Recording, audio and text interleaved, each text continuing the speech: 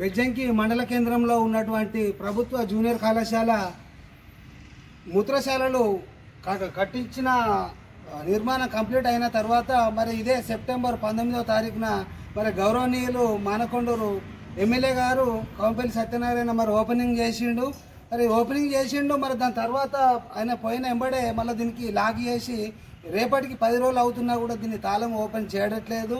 మరి పిల్లలు మూత్రశాల పోవాలంటే ఇబ్బంది పడుతున్నారు. మరి వర్షాకాలం అంత చెట్టు చేమ ఉన్నది. మరి మొన్నటికి వేరే గ్రామాలలో పాము కాటుకు గురై చనిపోయినటువంటి విద్యార్థులు ఉన్నారు.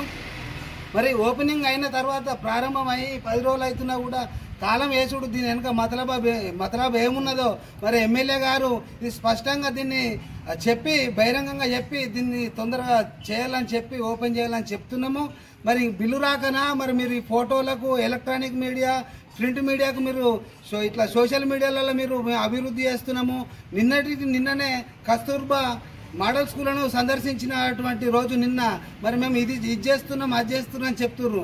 మరి నిన్ననే పక్కన బాలుర పాఠశాలలు లేక ఇబ్బంది పడుతున్నారు. మరి ఇలా ప్రభుత్వ కళాశాలలో ఇటువంటి పరిస్థితి మీరు ఇంకా ఈ ప్రభుత్వం వచ్చింది మరి ఒక ఎమ్మెల్యే గారు ఇంకా మాకు ఇక్కడ డిగ్రీ కాలేజీ కూడా ఏర్పాటు చేస్తారేమో అని చెప్పి మా ప్రజలందరూ ఆశతోటి మిమ్మల్ని గెలిపించుకున్నారు.